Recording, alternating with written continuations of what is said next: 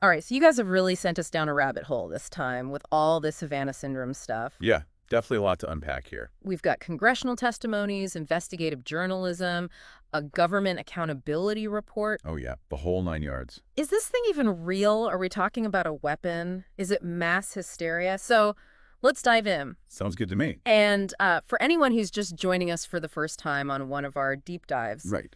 what exactly is Havana Syndrome?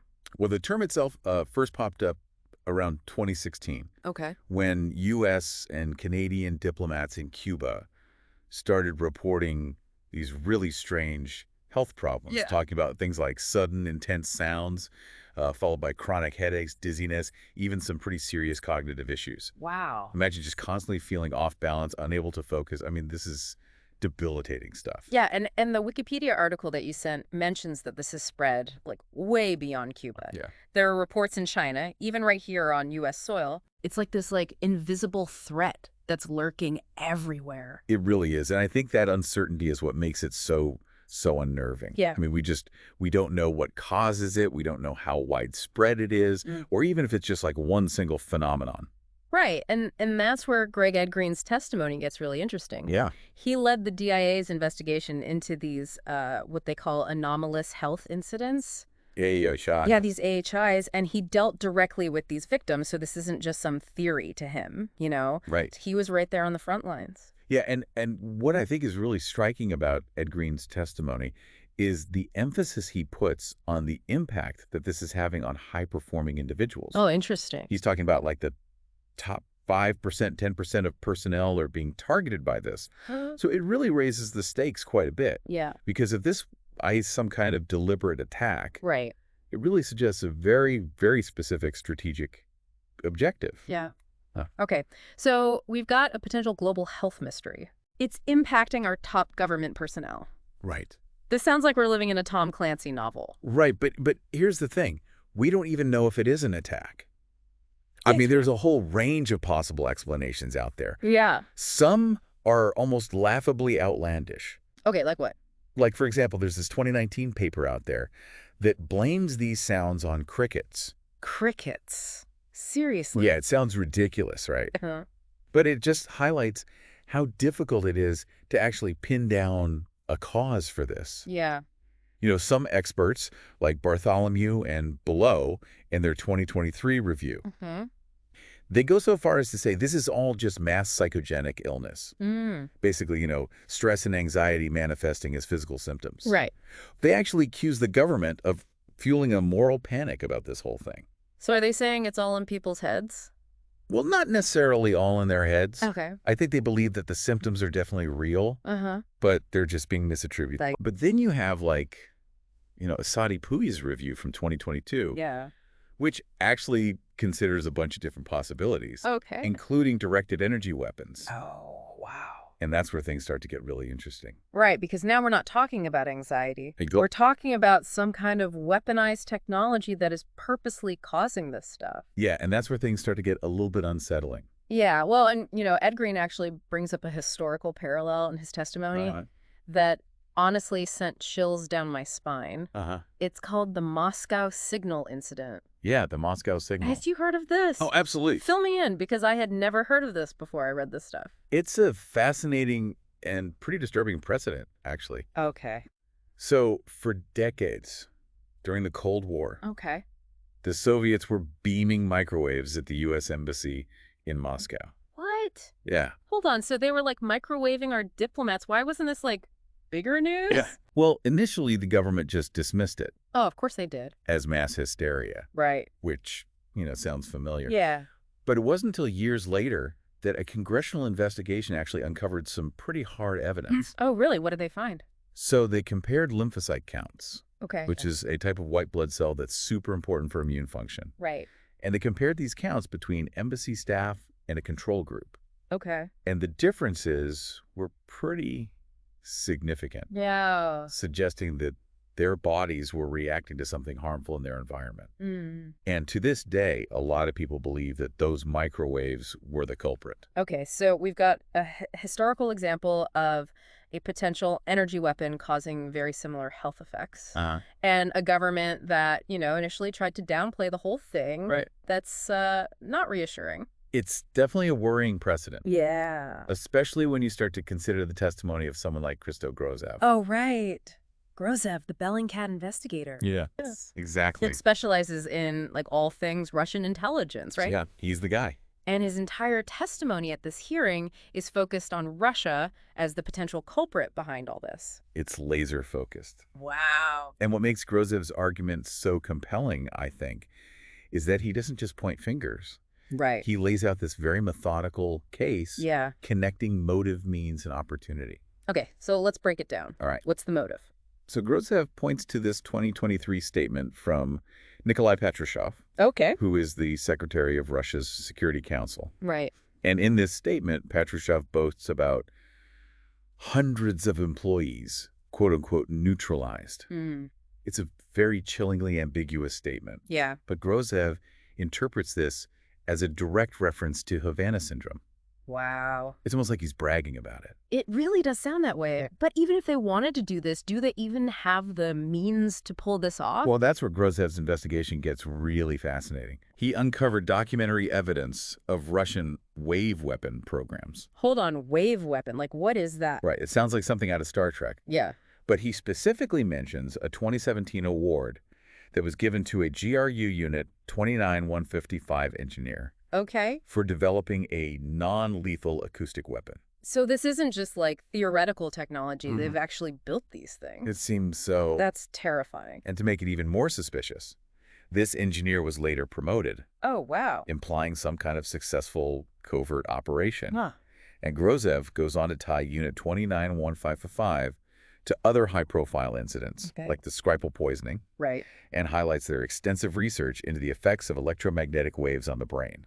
So we've got the motive, we've got the means, but what about opportunity? Where does that fit into all of this? Well, Ed Green's observations as an investigator kind of provide some clues here. Okay. He noticed a pattern that these incidents disproportionately target top-performing officers. Oh, interesting. Especially those focused on Russia.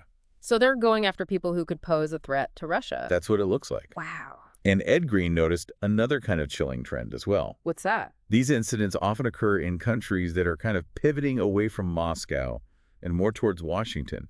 He specifically mentions an incident in Hanoi that happened right before Vice President Harris's visit in 2021. It's like they're sending a message don't mess with us or something. It really seems that way.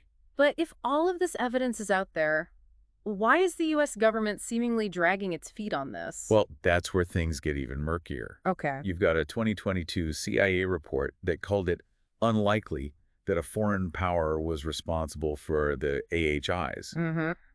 And then a 2023 intelligence assessment went even further and said that adversary involvement was very unlikely. But that contradicts everything we just talked about. Right. And that's why the House Intelligence Subcommittee issued their own report.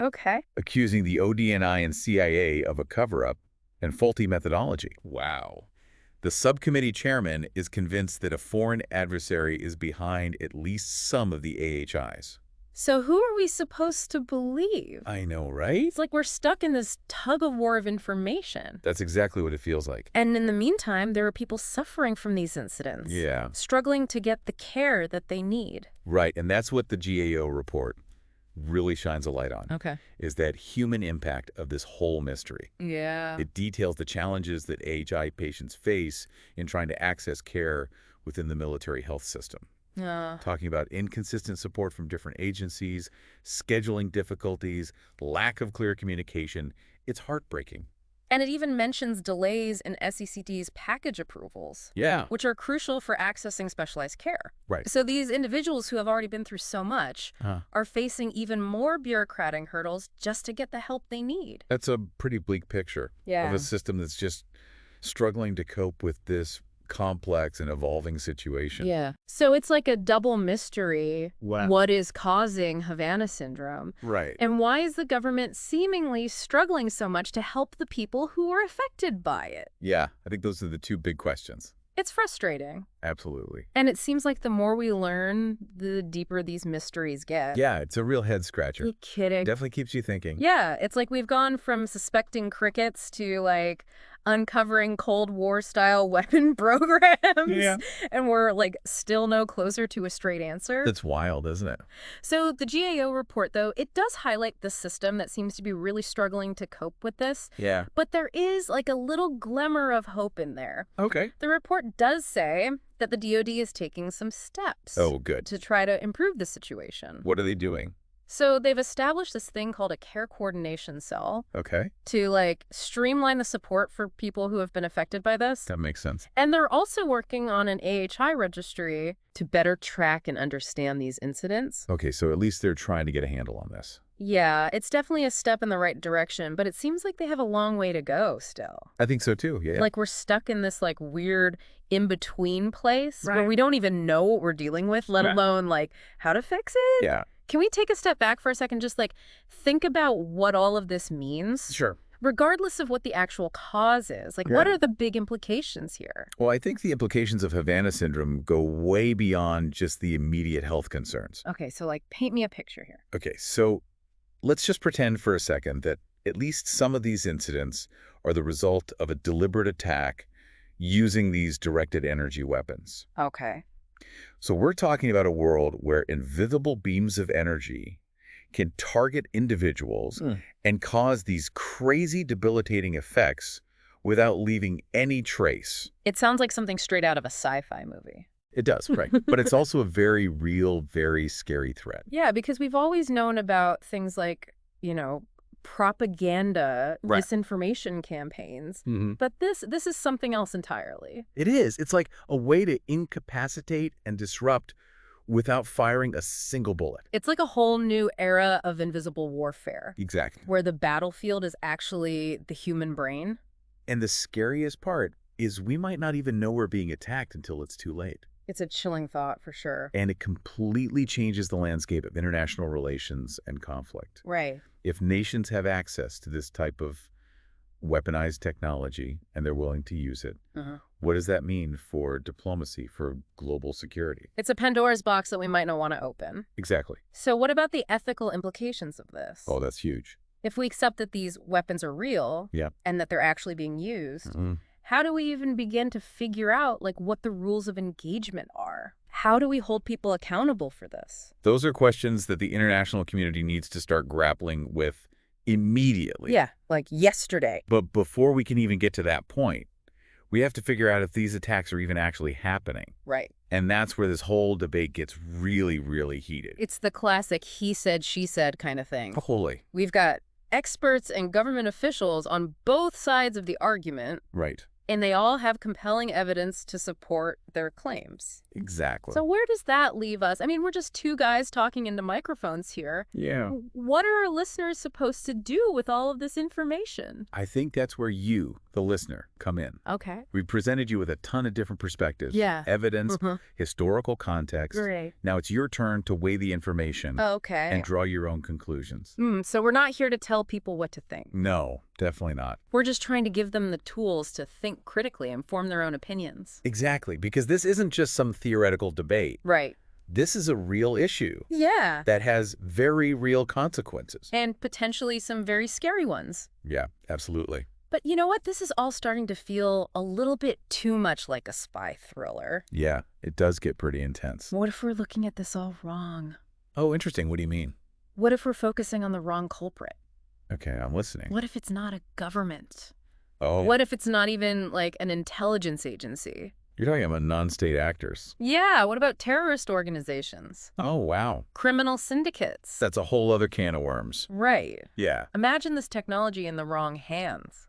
It's a terrifying thing. It's like a James Bond villain. Seriously. With access to these advanced weapons, spreading chaos and disrupting governments. It would be a nightmare. It really would. And the more we dive into this, the more questions we have. Right. We started with this mystery of Havana Syndrome, but now we're asking even bigger questions about the future of warfare. Totally. About the ethics of technology, about, like, the very nature of global security. Yeah, it really makes you rethink everything. It's a lot to process, I'll be honest. It is. We've gone from crickets to potential global conspiracies in, like, an hour. It's a wild ride, that's for sure. So what's the takeaway here? Well, I think the takeaway is that this is a complex issue. Yeah. With a lot of different angles. Right. But it's an issue that we need to be talking about. Absolutely. We need to be thinking critically about it. And asking questions. Exactly, and challenging our own assumptions. Because honestly, this stuff can get pretty overwhelming. Yeah, it's a lot to take in. So maybe we should wrap things up here for today. Sounds good to me. I mean, seriously, what if it's something, like, totally beyond our understanding? Right. It's definitely good to, keep an open mind and to question our assumptions about this whole thing. Especially with a topic like this. Right. It's so shrouded in mystery. But even if, the cause turns out to be something more normal, some of you haven't discovered yet, the impact and all the questions it raises, those are still super important. Yeah, I mean, just think about how this has all gone down. It's crazy. We've seen government agencies really struggle to respond. Intelligence communities trying to figure out all this conflicting information. Yeah. People suffering without the right support. Right. It's not a good look for anyone. No, not at all. It really exposes a lot of vulnerabilities, I think. Yeah. Both in, our understanding of the world and in our systems. Right. And ignoring the problem isn't going to make it go away. No, absolutely not. So where do we even begin to look for solutions when we're dealing with so much uncertainty? Well, I think it starts with just acknowledging how complex this whole thing is. Yeah. We need, like, a multifaceted approach. Right. Something that addresses the immediate needs of the people who are actually affected by this. Right. And that invests in the research to figure out, what's going on. Yeah. And also something that fosters more international cooperation. Okay. To develop, like, norms and safeguards against the misuse of this tech. Right. Whatever this tech even is. Exactly. I mean, it sounds like a pretty monumental task. It is. It is. But we can't just ignore it? No, definitely not. The stakes are too high. Way too high. We're talking about, like, the health and well-being of people. Yeah. We're talking about international relations, maybe even the future of, warfare. That's right. It's a lot. And it all comes back to, critical thinking. Okay. Questioning assumptions. Yeah. Demanding transparency from, people in power.